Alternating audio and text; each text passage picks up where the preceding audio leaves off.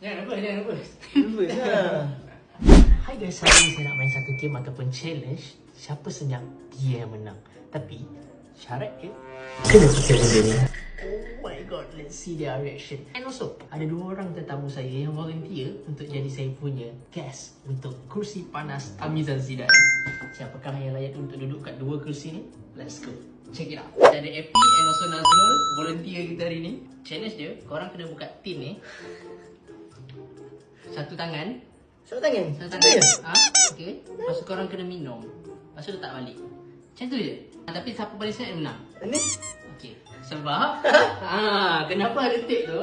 Kena letak. What the hell is that? Okey. Karen, mana Karen? So siapa nak start dulu? Aku. Tangan ni nak buka. Jadi yang nak buka. Tangan ni buka. Ni yang buka bukan tangan tu kan? Tangan ni. Confirm kan? Confirm. Try dulu yang tak kuat. Tak boleh try. Dah macam nak check dapat tinggi. Dah macam nak check dapat tinggi dah ni. Nampak macam nervous tu.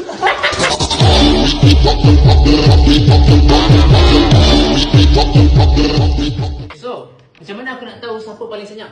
Kat phone aku ni ada voice detector ataupun noise detector. Cuba tengok. Boleh. Macam mana dia nak tahu bunyi tak bunyi? Ha tu? Mana seratus tu? Kalau- Kalau tengah bunyi tu. Sebab hang tengah cakap. Okey, senyap. Tengok dia kosong ke tak? Senyap. Tak kosong pun. Dia memang takkan kosong. Oh, dia takkan Complete kosong. noise Oh, lah. dia takkan kosong. Siapa paling tinggi? Ah, kalah.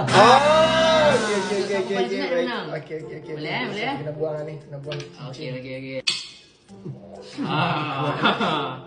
Kena pula.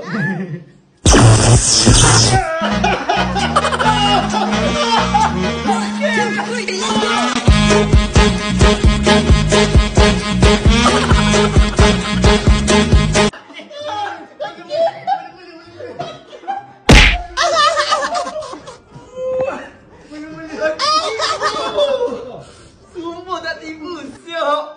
Tadi aku tekan 10. Aku letak 5 je lah. Aduh, sakit weh. Tak boleh lagi game tak boleh lagi. Gila.